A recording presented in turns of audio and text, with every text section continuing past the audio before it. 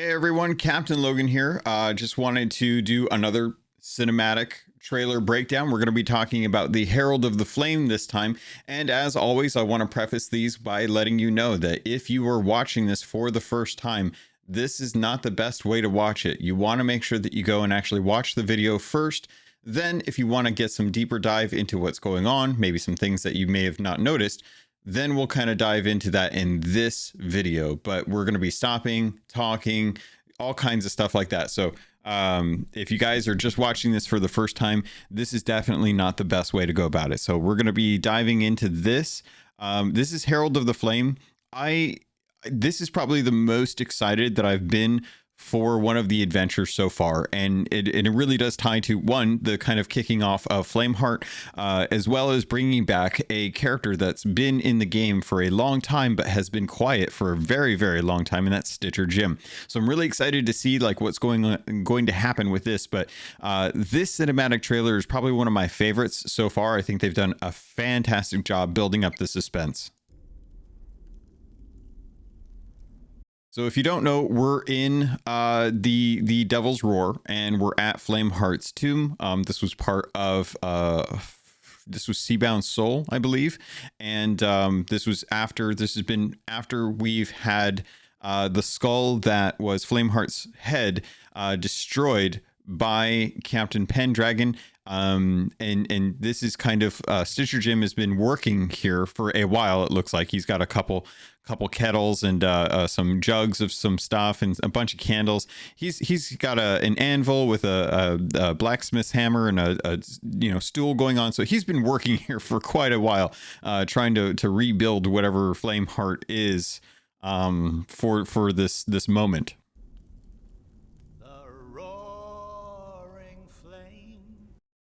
I love that he's starting off with song. It's a fantastic testament to how he was introduced when he was rowing a rowboat into Thieves Haven in the Devil's Roar kind of cinematic, but when we were getting things kicked off. And it was just really kind of cool to see him kind of like, this is his thing. This is like what he loves to do. He just sings songs and he tells stories through song, like some sort of deranged bard.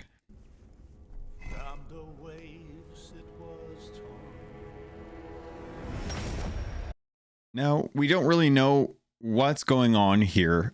He's obviously slamming his blacksmith hammer to kind of like do something that he's working on. You know, he has some incense pyres. I think most of the stuff that we're seeing here is actually just kind of ornamental things that they used for the actual set pieces. And as we're kind of going through, he slams the fist down, and I keep missing it. But there's just like a slight glimpse here.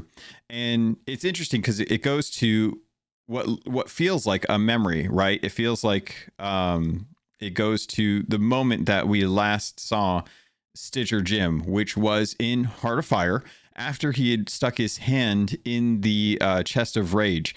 And it looks as though, and I could be wrong, but it looks as though this is his burning chest. And it's gosh, you know, I downloaded the 4K version because I wanted to be sure about this. But it looks like and here's a pretty good image of it right now. Here's the ashen chest or ashen curse illuminating the rib cage for Stitcher Jim and his glowing eyes. You can kind of see some of the rock facing in the background. It looks very similar to what is in Heart of Fire. It's hard to identify because this is literally like frames worth of flash, you know, like maybe like a good 45 frames at best, that we get this little glimpse. And it's kind of a callback to like, where has Stitcher Jim been? What's been going on with him? And he's been changed into this Herald of Flame. And he looks dejected here. He looks like he realizes that his life path has been changed. Like he has no control over what's happened to him, and all he has left is his devotion with his ashen curse. And I just want to point out now, while we've actually got this, and I'll kind of move my mouse so that hopefully the UI here will go away.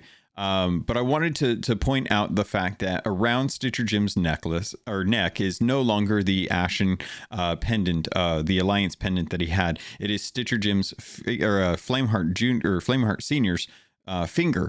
And one of the interesting things that I think is kind of cool about this is the fact that Stitcher, the finger itself, is the left ring finger of Flameheart Senior, and there's a ring on it. And you kind of see, like, well, actually, I'll point it out when we actually get to that point, but it is actually his his left ring finger. Great to see Shelly still managing to be ever present, ever watchful in the Sea of Thieves, kind of seeing what's going on. And she's standing on one of the bone crates, one of the rag and bone crates that was out there. Or it might be ash and dust too. It's hard to tell because we don't really get a good glimpse of it right before it appears. Like, it's the symbology on it is just a little too muddled, but I'm willing to bet this is probably ancient bone dust, which is probably being used to try and recreate Captain Flameheart.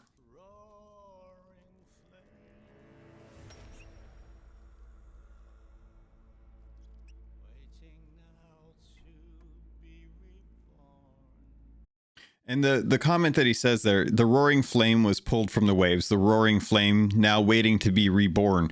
He's speaking about what Flameheart Senior's purpose is in Sea of Thieves. He's not calling Flameheart Senior the Roaring Flame, even though he is, but like a firestorm, it is going to wash over the Sea of Thieves and just immolate everything, essentially. The conviction that the resolution that he has in this moment, the are you sure you're going to do this? Are you sure this is the right move? He has his conviction now. He's determined. He feels slighted by people his whole life probably, and he is committed to this cause. And this is the sign of someone who has finally kind of decided, like, he's going to go through with it because he's on the precipice, right? It's either jump or walk away from the edge, and he's wanting to jump at this point.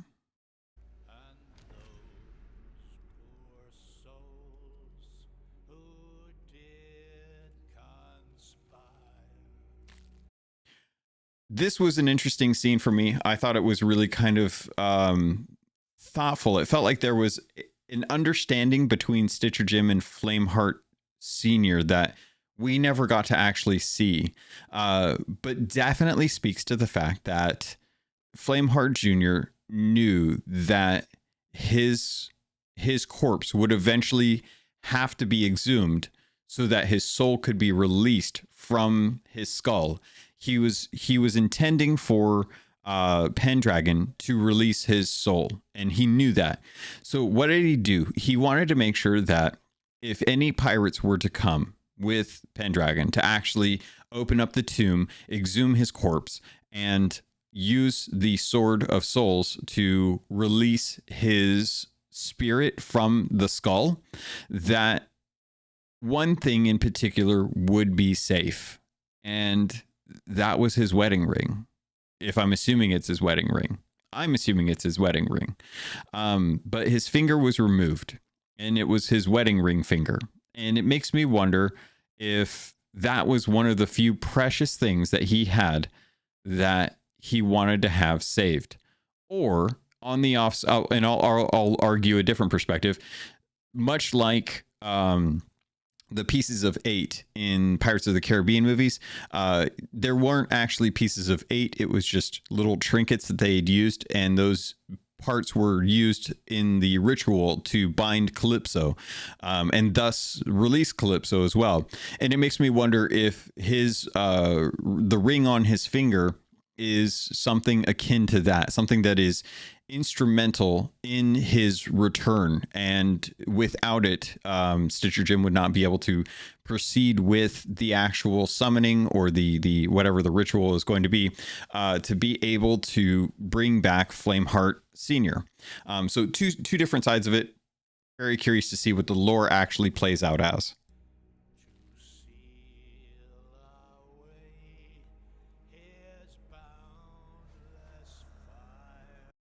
And the commentary that's happening here is that Stitcher Jim is singing about the fact that there's the people that tried to conspire to lock Flameheart Senior away the first time are going to rue that day, and that his return is inevitable, and that his fire will burn eternally. And he's taken great lengths to rebuild Flameheart's skull. Not completely, obviously. There's a couple, pieces missing here. But for all intents purposes, his skull has been reforged, very much in the same way that, I don't know, like Mjolnir was reforged for Thor in the Marvel movies and stuff. But it is something that will come to light in the future if and when, if not inevitably, Flameheart Senior's body reanimates. We'll kind of see the cracks on the mask per se.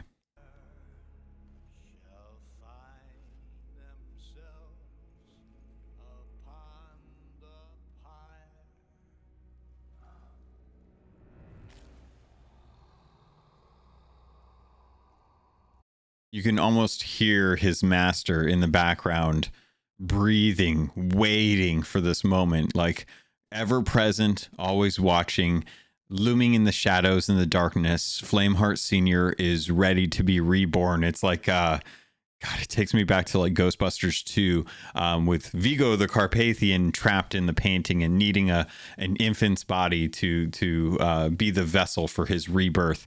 And Stitcher Jim is the herald of the flame in this instance, and he has been toiling away to try and find a way to rekindle the spark that will rebirth Flameheart Senior into this world through his skeleton again.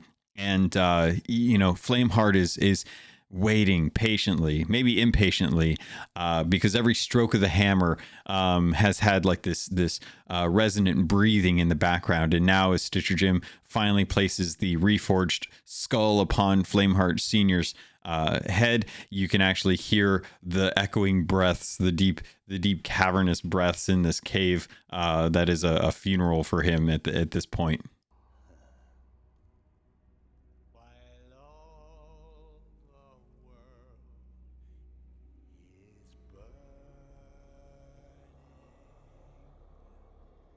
A low growl is fantastic.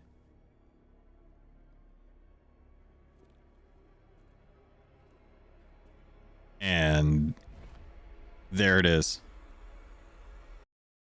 The Chalice of Life, I believe. The chalice that we knew has been the symbol of the Reaper's bones. The thing that changed Flameheart Senior, the thing that changed Flameheart Junior's crew, the thing that the captain had kept down in the cave system for so long. This is the chalice of rebirth. If you drink of it, you will burn, and you will come back immortal to return to serve the flame. This is it. This is the thing that we've been wanting to see for so long. The iconography of the Reaper's bones everywhere. The chalice, if you will, and it's so great to see this. It's like the moment of Indiana Jones where you go to Last Crusade, and he goes down, and Indy is looking for the cup of the carpenter, and he picks up this very kind of basic chalice. There's not much to it, and he chooses wisely. And in this chalice, it's a nice shaped one. It's got some ornamentals to it, but it's not a gold flashy chalice. It is a very very minimalist kind of style. But even the art, leaving the little bit towards the base of the chalice, kind of indicates that there's a little bit of ancient history kind of carved into the creation of this chalice. And I love that we're finally seeing this thing. I love that we're finally getting a chance to take a look and see what this thing actually looks like for the first time in Sea of Thieves history. This is a really fun moment to get this kind of revealed this way.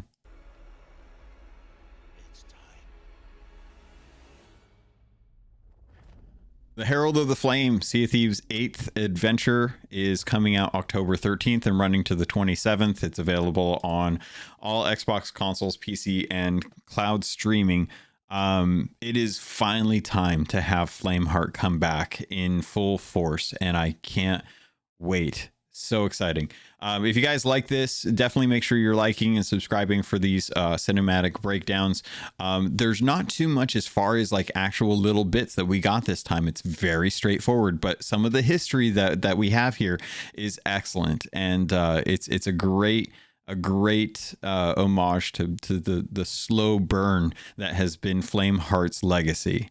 And with that, I think I'll leave you guys all. Thank you again. As always, Keelhauled podcast out every Monday. Little glitch this week. Sorry about that, but no one will know in 2 years. So with that, thank you, everyone. I love you, and I look forward to sailing with you on the Sea of Thieves.